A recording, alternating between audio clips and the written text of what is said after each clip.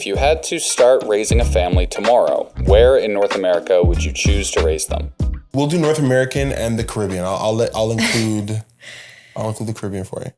I would go for either Miami, Florida, somewhere in Florida. Okay. Yeah, Miami. You'd go Miami raising a family? Yeah, I would go Miami. Miami raising like little kids. Little kids. Miami is a great place for opportunity. And, little kids can grow up in the strangest of places and they'll grow up with stories to tell, just like I did. It's true. That's true. The thing that scares me about Miami, I'm not against the Miami choice. I always worry about the morality. I don't think any place is overly moral, but I always worry about the morality exposure of young children in certain places. I do feel like Miami is, everyone knows Miami to be like party capital. Yeah.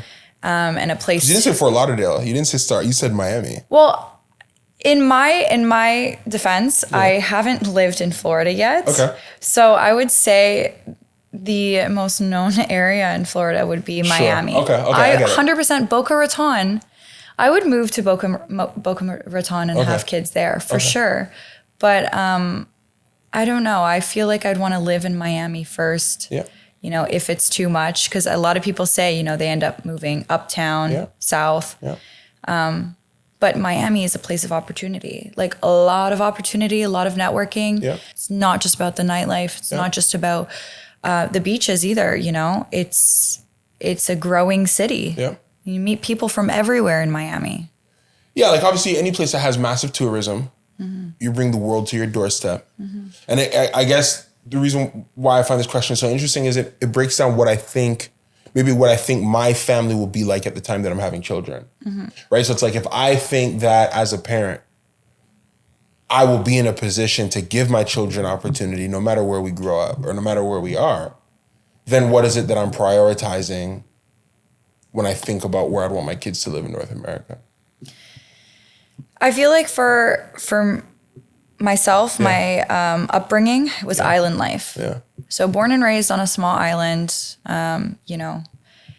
Miami is kind of like a combination of where I am now, so Toronto, and the island life, my first chapter. Combining the island life question, so would you rather raise a family in a city or a small town? Or like a suburb? Or I would definitely say suburb, small town is great. Yeah. But I wouldn't do it in the city for sure. So you wouldn't raise a family in the city? Not in Miami, specifically downtown Miami, not Brickell for sure. I would definitely be in the suburbs. Yeah, comfortable, safe neighborhood. So you are raising a family and you live not in Miami, but you do live in North America. Yes. Would you pick somewhere else to raise your family if you could?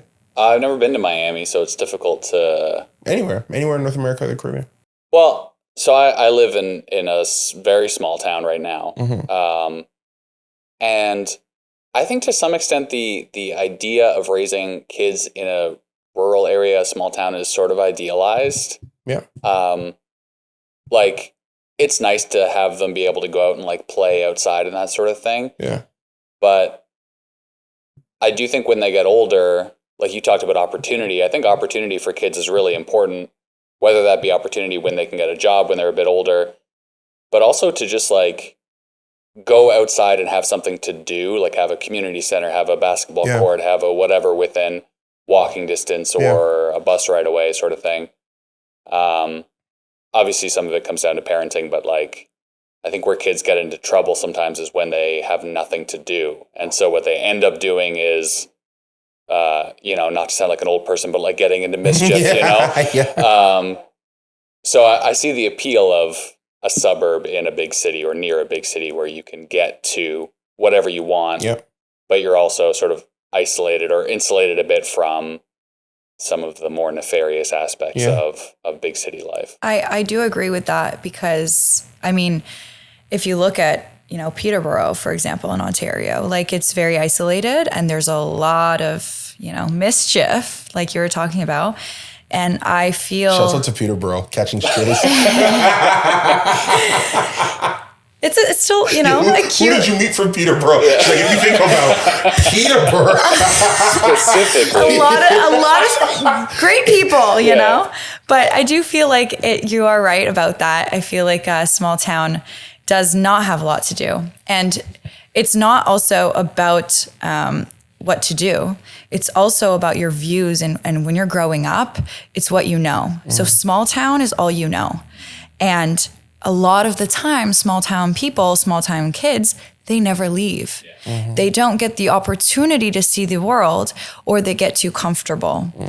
Having the opportunity to be close to a city, it also allows your kid to grow up with a little bit of like the hustle mentality. And that's the difference that I see growing up on a very small, calm island.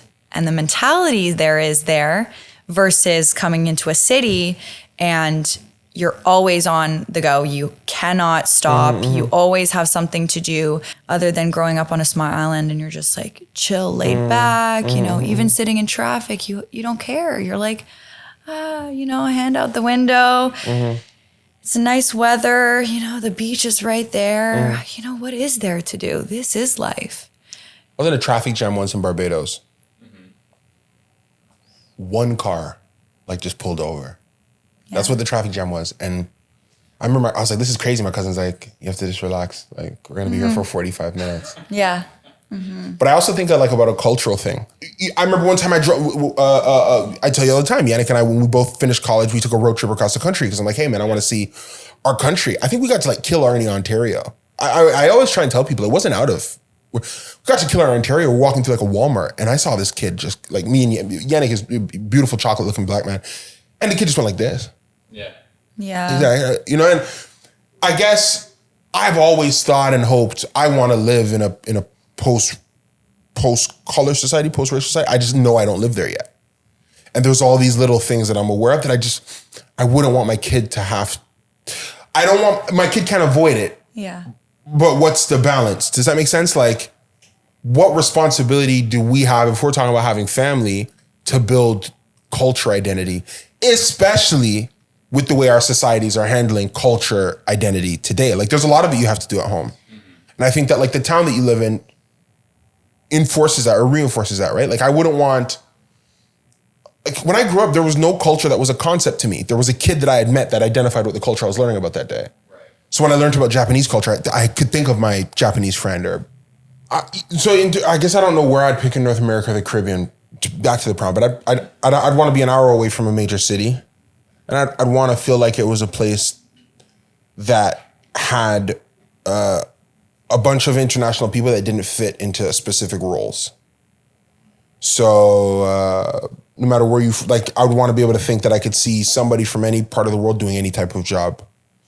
Obviously, anybody who knows me knows this. I love Canada. I love, and I specifically love the time in Canada that I grew up and the surroundings that I had. So I grew up in Brampton, went to school in Etobicoke, and I spent a lot of time. So I just always felt like I was seeing a vast multitude of culture, and I'd love which made it so much easier when it came to politics and understanding different people.